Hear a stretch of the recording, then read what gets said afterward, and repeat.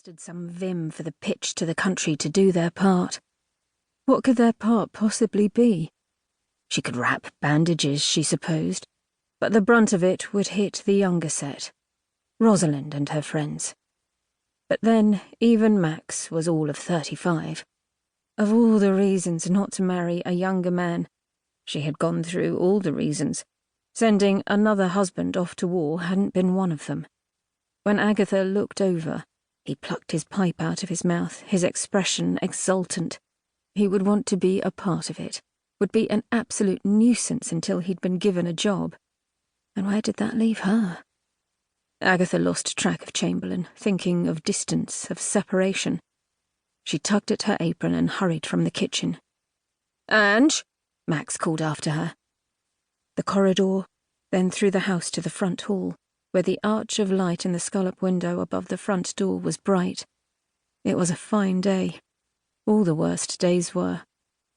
She neglected the ringing telephone and opened the door, hesitating in the threshold.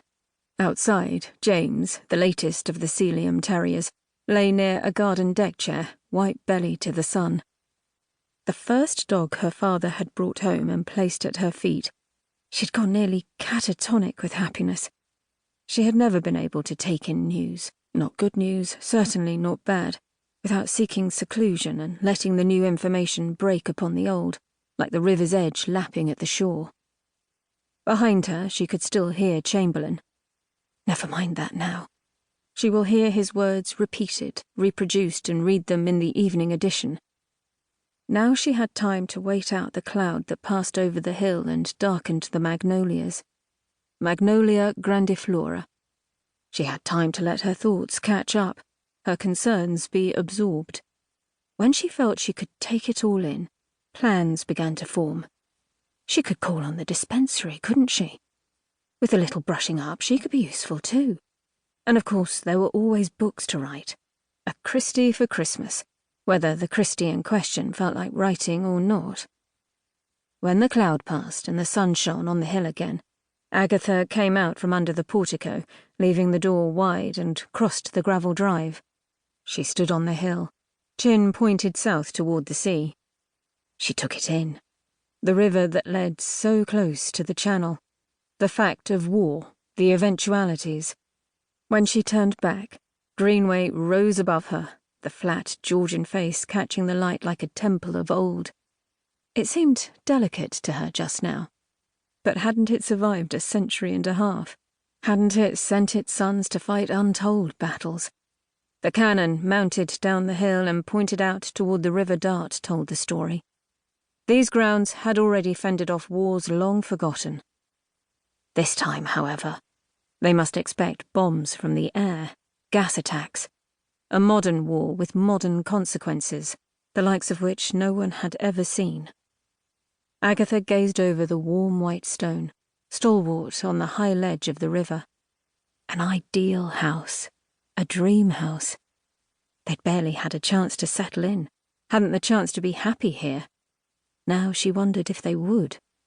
A war was a rending, a death of how things had been.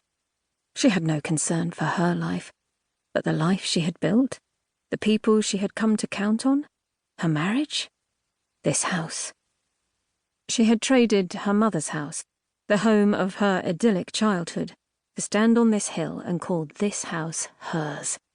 Winterbrook, their residence in Oxfordshire, was Max's, but Greenway House was hers. Hers in a way she knew might be seen as prideful. Hers in her heart. Hers at last, since she'd come here as a child with her mother, visiting, walking the grounds that would someday be her own. Clever foreshadowing, she thought. Credit to the author.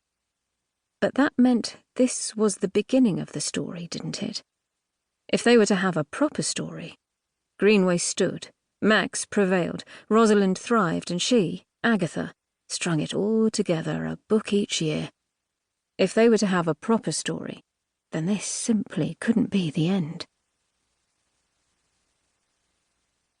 1. Bridey Kelly. St Priscas Hospital, near St George's Gardens, London, early April 1941. Bridget sat on the bench.